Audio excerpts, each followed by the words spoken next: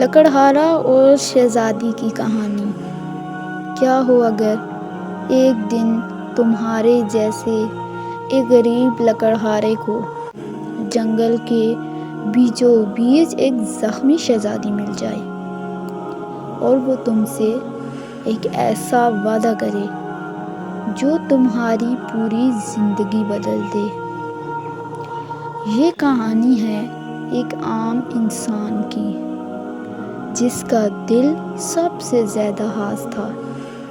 ایک غریب لکڑہارا روز صبح سویرے اٹھ کر جنگل جاتا، نہ اچھا لباس نہ گھر میں زیادہ کھانا، لیکن دل میں شکر گزاری اور چہرے پر سکون۔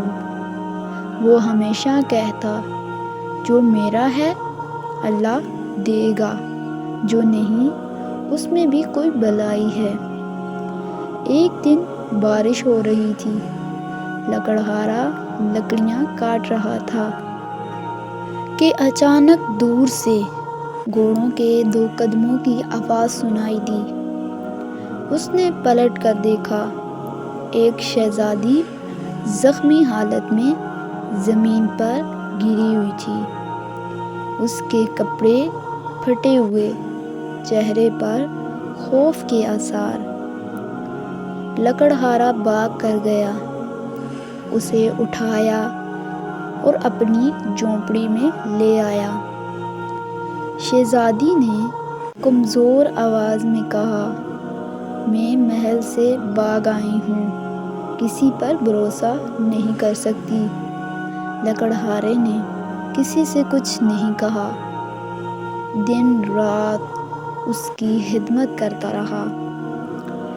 وقت گزرا، شہزادی نے کہا، تم نے میرا ساتھ دیا جب سب نے منہ موڑ لیا، میں تمہیں انعام دینا چاہتی ہوں۔ لیکن لکڑہارا مسکرا کر بولا، میں نے تمہیں انسان سمجھ کر مدد کی ہے، شہزادی سمجھ کر نہیں۔ یہ سن کر شہزادی کی آنکھوں میں آنسو آ گئے۔ دوسری طرف محل میں شور مچا تھا۔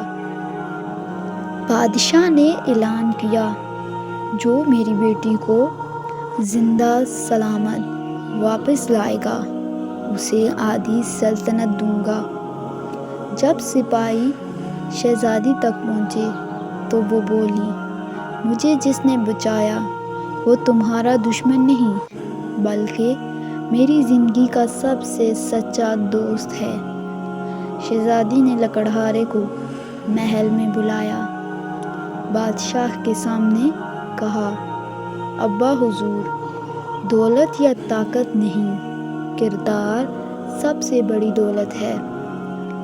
بادشاہ نے فخر سے کہا، بیٹی، تم نے آج مجھے سکھایا کہ اصلی شہزادہ تاج سے نہیں دل سے پہچان جاتا ہے۔